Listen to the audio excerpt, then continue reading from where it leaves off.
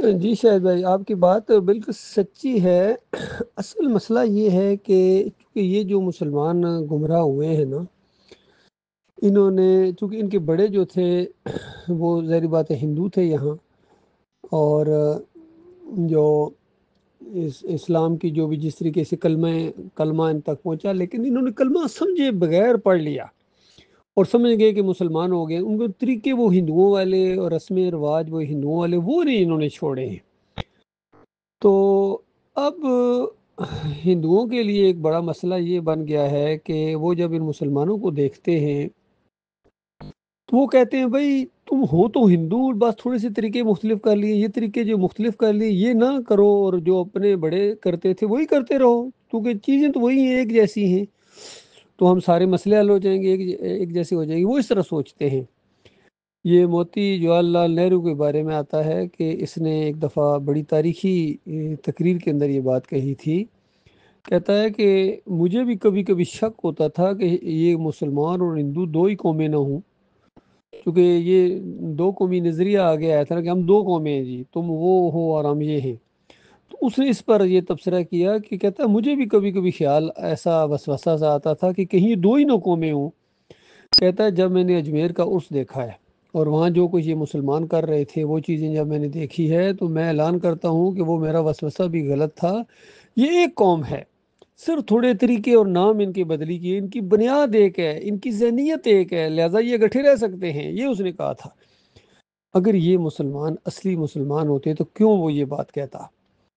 اصلی مسلمان ہوتے تو خود بھی وہ فرق نظر آتا، اور وہ ہندوؤں کے لیے چانس موجود تھا کہ وہ غور کرتے، کیونکہ وہ کہتے ہیں بھائی اوپر والا اوپر والا، تو پھر اب یہ دیکھتے کہ یہ مسلمان ہے، یہ تو صرف اوپر والے کی بندگی کرتے ہیں، نیچے زمین کے اوپر تو کوئی ان کی ایسی چیز ہے ہی نہیں ہے جس کی یہ بندگی کریں، جس کے سامنے جھکیں، رکوع کریں، سجدے کریں، تو وہ فرق محسوس کرتے۔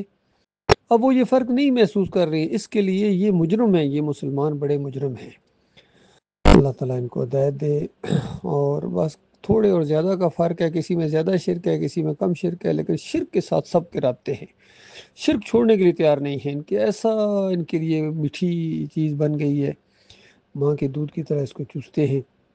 حتیٰ کہ یہ دیوبندی اور اہل حدیث جو جن کو وہابی ٹائپ کہتے ہیں، یہ بھی ان کی کتابیں پڑھیں، عقائد علماء دیوبند پڑھیں، ان کے اندر ایک سے ایک عجیب شرک ہے۔ کہتے ہیں قبروں سے فیض حاصل ہوتا ہے، ان کے وسیلے سے دعا مانگو تو قبول ہوتی ہے، بلکہ محمود الحسن اور شبیر احمد عثمانی نے تو جو تفسیر لکھی اس کے پہلے صفحے کے اوپر توحید کی آیت کو شرک کے اندر بدلی کر دیا۔ کہتے ہیں ایاک نعبد و ایاک نستعین، اس آیت سے معلوم ہوا کہ عبادت بھی اللہ ہی کی ہے اور استعانت بھی اللہ ہی کی ہے، لیکن اس کے کسی مقبول بندے کو خالص واسطہ رحمت الہی سمجھ کر اگر پکارا جائے تو یہ بھی اسی کے اندر آتا ہے۔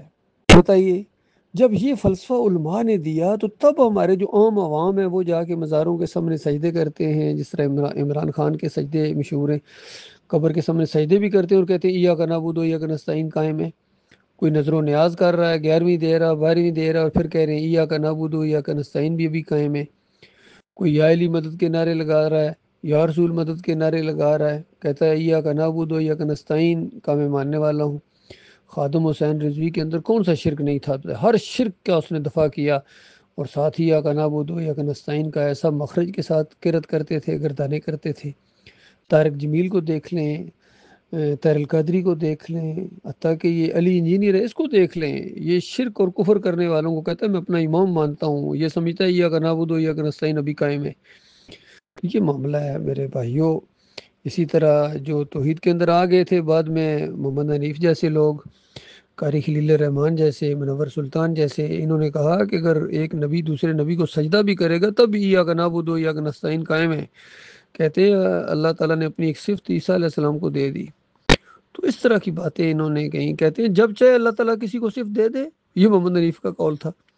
تو ان کو وہ دماغ ہی ان کے اندر وہ توحید خالص ہے ہی نہیں ہے۔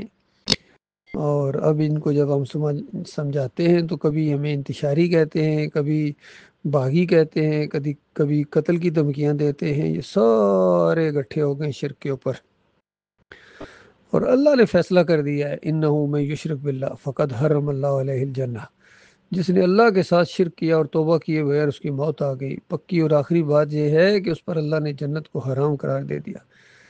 کہیں فرمایا ان اللہ لا یغفر و یشرک بہ، اللہ شرک کو معاف نہیں کرے گا، ویغفر ما دون ذلک لمن یشاء، شرک کے علاوہ کی بات ہے کہ جس کے لیے چاہے گا معاف کر دے گا۔ کئی مالک فرماتا ہے، اپنے نبی کے ذریعے پیغام پہنچایا کہ مالک فرماتا ہے اللہ نے یہ وعدہ کیا ہے کہ اگر کوئی پوری زمین کو گناہوں سے بھر کے آ گئے لیکن لا یشرک بی شیئا، میرے ساتھ کسی کو شریک نہیں ٹھہراتا تھا، مشرک بن کے نہیں آیا ہے، لقیتہ بمثلھا مغفرہ، تو ایک وقت آ جائے گا کہ اس کو میں معاف کر دوں گا۔